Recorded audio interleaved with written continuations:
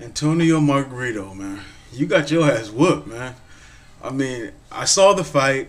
I streamed it. I found a good stream site. I was able to enjoy the fight. I wasn't going to spend a dime on the fight. Like I said before in one of my previous videos, I wasn't going to support Antonio Margarito for this fight and waste any money on it because I already knew what was going to happen. I knew that Antonio Margarito was going to lose. The size advantage meant nothing because Antonio Margarito did not use his size whatsoever.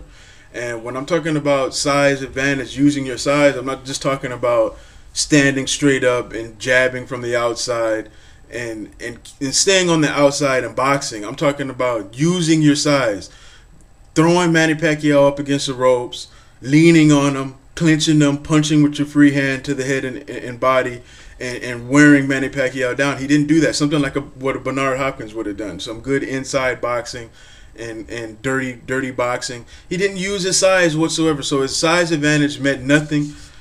He was just a tall punching bag for Manny Pacquiao. That's all he was. And Manny Pacquiao put on a hell of a performance. He did what he does. It was a great display of speed. His power was still there. He did look a little bit out of shape. He wasn't as cut as we're used to seeing Manny Pacquiao. But Manny Pacquiao pretty much did exactly what we thought he was going to do. He went in there and he destroyed Antonio Margarito. And it's really nothing really all that special for me because Antonio Margarito just got knocked out 2 fights ago by Shane Mosley, and he looked like shit in his last fight over there in Mexico. So this is no surprise for me. This is nothing big. And hopefully we can see a great fight for Manny Pacquiao's next time out. Something where we can really give props to Manny Pacquiao because, like I say, it was a great performance. But I can't give Manny Pacquiao the props that I want to give him just based upon the opponent that he fought. I mean, if he had did this to Floyd Mayweather or Andre Berto or just somebody different than Antonio Margarito, somebody that's ranked a little bit higher, somebody that has a little bit more technical skill, then I would give him his props. Even though I still give him his props, don't get me wrong, he still beat a bigger man, but that bigger man was Antonio Margacheato, a guy who's known for getting hit. And I give Antonio Margarito his props. He didn't go down and he didn't fold. He didn't give up. That's about the only thing that I give him. But it's Antonio Margarito. I mean, if you didn't know that Antonio Margarito was going to get his ass whooped like this, then you just don't know style matchups and the size advantage. Like I say, it meant nothing because I already knew that Antonio Margarito wasn't going to use it, man. I knew that. And he did catch Manny Pacquiao a couple of times. I remember he caught him with one vicious uppercut, caught him with a good body shot that hurt him. But when I was watching that fight, man, it kind of looked like Manny Pacquiao was trying to pretend like he was hurt at times just to make it look like it was a better fight than it actually was. It was totally one-sided. Manny Pacquiao took it easy on Antonio Margarito. He could have knocked him the fuck out, but I think he started feeling sorry for Antonio Margarito, and he just took it easy on him, and he kind of just cruised and just let him finish the fight. But like I said, man, Manny Pacquiao, he did his thing, but it was against Antonio Margarito, in-house Bob Arum fight, another one of these bullshits that we gotta have shoved down our throat, just like the Joshua Clottey fight. This is the second fight in a row, the second opponent in a row for Manny Pacquiao that I'm just really not happy with. You know, there's other guys out there who deserve a shot, and if you're going to give Antonio Margarito a shot, then you can give Andre Berto, Devin Alexander, Timothy Bradley. You can give these guys a shot if you're going to give Antonio Margarito a shot. A guy who looked like shit in his last fight and got knocked out the fight before that. So it's like I say, man. I mean, you got to give Manny Pacquiao his props. He did his thing. He looked good, even though, like I say, he wasn't in the shape that we're normally used to seeing him in. He did look a little bit softer than he usually does. He wasn't all ripped and cut up like normal. So maybe the congressman thing has taken a toll on him a little bit, but we need to see him fight somebody that's more slick, that has more technical skills, and that's not going to just be a slow, flat-footed boxer that's going to stand in front of him and get hit for 12 rounds or until he knocks him out. We need to see him against somebody that has technical boxing skills. That's what we have yet to see out of Manny Pacquiao. And I'm not saying that Manny Pacquiao can't win a fight like that. What I'm saying is that I want to see it with my own eyes so that I can say 10 years from now, when I'm talking to my son about Manny Pacquiao, about the great fights of this era, that, man, he beat all different type of style of fighters.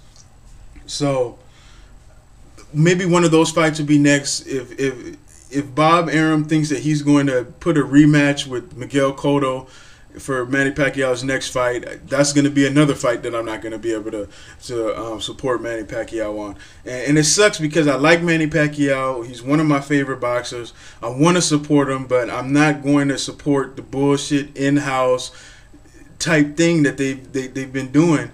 And I believe Manny Pacquiao will fight anybody that's put in front of him. I don't think that he's scared to fight any of these guys. But Freddie Roach is kind of fucking with Manny Pacquiao's legacy by setting up these fights with guys that you know that he's going to beat already. Who didn't know that he was going to beat Joshua Clottey? Who didn't know that he was going to beat Miguel Cotto? Who didn't know that he was going to beat Antonio Margacheato?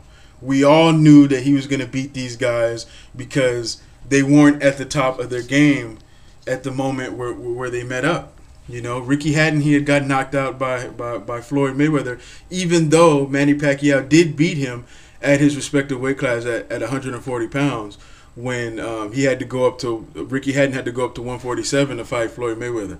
So with that in mind, I give him the credit for Antonio Margarito, but he fought Oscar De La Hoya when he wasn't in his prime. He was totally weight drained. He was soft-bodied. He looked like a cup of Jell-O pudding snacks that night. And I'm talking about Oscar De La Hoya. He looked soft, Jell-O-y legs. I mean, when I saw Oscar De La Hoya the night of the fight, I said, man, there's no way this guy's going to win. He looks weak as shit. Before the fight, I was saying this. So let's see him in there against a good, strong guy, man. Imagine him in there with a Timothy Bradley. People say that Timothy Bradley has no shot and he'll get knocked out within 3 or 4 rounds, man. I honestly don't think that, man. I don't think Timothy Bradley, man. I give Timothy Bradley probably one of the best shots at beating Manny Pacquiao out of anybody. Andre Berto, he has a good shot too, but Timothy Bradley, man, I'm putting my money on Timothy Bradley because, in my opinion, a lot of people don't agree. I think that Timothy Bradley is the future of the welterweight division. That's my personal opinion. I see something in him. He has that it factor, and he has the ability to adapt to his opponents. I saw that when he fought against Peterson. He adapted. He changed his style up. He does get caught up in shootouts when he doesn't need to. That's one of his weaknesses, but he's able to adjust and go back to boxing and doing the slick, elusive shit that I like watching Timothy Bradley do. He doesn't have a hell of a lot of power, but I think personally that he's the guy to keep your eye on for this welterweight division. So I'd like to see a fight like that. Or, of course, Andre Berto. You know, these guys are undefeated, man. These guys have been winning matches, and I think that if you're going to give Antonio Margarito a shot at Manny Pacquiao, then why not give one of these guys who are undefeated and who keep winning? Why not give them a shot at Manny Pacquiao? Let's stop saying these guys don't deserve a shot. That's complete bullshit. If you're going to give Antonio Margacheato, like I said, a shot at Manny Pacquiao in a big payday, then there should be no fucking excuses why these guys shouldn't deserve a shot at Manny Pacquiao. And this is if the Floyd Mayweather fight doesn't happen.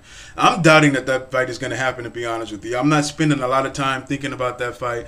Hopefully it does happen. Especially, I think the fight is going to be even more intriguing now after this performance by Manny Pacquiao. But if the fight doesn't happen, there's other fights that could be made outside of Miguel Cotto. We don't want to see that shit again. And we want to see Manny Pacquiao against somebody that we don't know that he's automatically going to beat, man. And I think that one of the guys that I mentioned, he could fight the winner of Martinez and Paul Williams. And the only catchweight bout that I would accept is probably that one. I would probably accept that at 150 pounds since Manny Pacquiao just fought at 150 pounds. And Paul Williams and Sergio Martinez, their bout is going to be at 150 pounds. So with all of that being said, That's the only catchweight fight that I would accept. I would accept that at 150 pounds and nothing less than that. I wouldn't try to bring them down. So if they try to bring either one of those guys down to 147, then I'm gonna have a problem. 150 is the limit as far as the weight is concerned of coming down in weight. That would make sense. That fight at 150 pounds, I would accept that. But the catchweight shit, we don't want to see no more 145s and 144s and 150s with anybody else. We just want to see Manny Pacquiao fight at the weight class limit, 147, 154, or 140, whatever it is, anywhere in between, those weight classes, those divisions. That's where we want to see Manny Pacquiao fight. Now, the catchweight shit should be over. There's no excuse.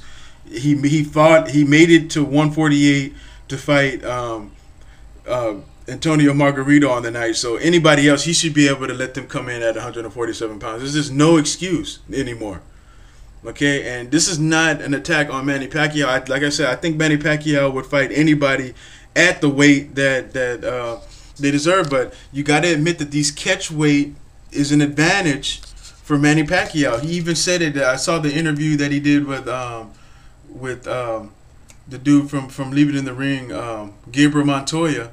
I saw that interview, and he asked Manny Pacquiao a great question. He asked him, whose advantage is this for this catchweight? And Manny Pacquiao said out of his own mouth, okay, Manny Pacquiao fans, the extreme ones who are gonna leave hate comments on my page, Manny Pacquiao said out of his own mouth, I'm not making this up, that the catchweight is an advantage for him. He said that. If Manny Pacquiao is the pound for pound greatest fighter today, then he doesn't need to fight at a catchweight. Period. We don't want to see that shit no more. We don't want to see no more in-house shit. We see that Manny Pacquiao has the ability to make it to 147 pounds. He has the ability to beat a bigger man. Now that we've seen all that, we know that there's no excuse and there's no reason for any advantage anymore. We don't want to hear all this, oh, it's not fair that he has to fight at 147, or it's not fair because he came down from flyweight and all that. All that shit is out the window now. We already seen that he can beat a bigger man. Okay, that's one thing that this fight did do, is alleviate all those fucking excuses that Manny Pacquiao needs these advantages because he came from flyweight. All of that shit is gone. We don't want to see that shit no more. If Floyd Mayweather fights, hopefully that fight will be at 147 next year, and I'll give a prediction video on that and give my thoughts on that. But like I say, great performance, Manny Pacquiao. He did his thing. And that's really all I have to say about that. You guys let me know if you saw the fight. What did you think about it? Who do you think that he should fight next? I personally think he should fight the winner of Timothy Bradley and Devin Alexander, or the winner of Paul Williams and Sergio Martinez, if not Mayweather, which is, of course, the #1 fight that I want to see. But if that fight does not happen, and Manny Pacquiao, if he agrees to all the blood testing and everything that Floyd Mayweather wants, and the fight still doesn't happen, then I'm going to make a video and I'm going to come out and say that Floyd Mayweather is scared to fight Manny Pacquiao, because there's no excuses anymore, Floyd. And really, what Floyd is doing, man, he's slacking, man. He's letting Manny Pacquiao. Manny Pacquiao has now beaten all the guys that we said that Floyd Mayweather should have fought. Miguel Cotto, Antonio Margarito was a fight that we wanted to see Floyd Mayweather in. We wanted to see him fight Joshua Clottey. Some people wanted to see that fight. He didn't beat all these guys that Floyd Mayweather refused to fight because he made excuses. They weren't paydays and all of this shit.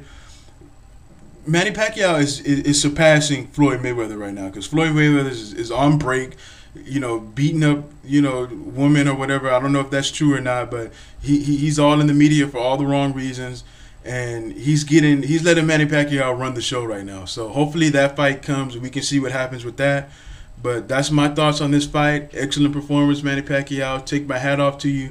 Can't wait to see your next fight at the respective weight class against the next best opponent out there, not the next big payday or the top ranked fighter, so that Bob Arum can make as much money as he can off of you. That's my thoughts. You guys let me know what you think. Until the next time I'm out. It's Outside the Ropes.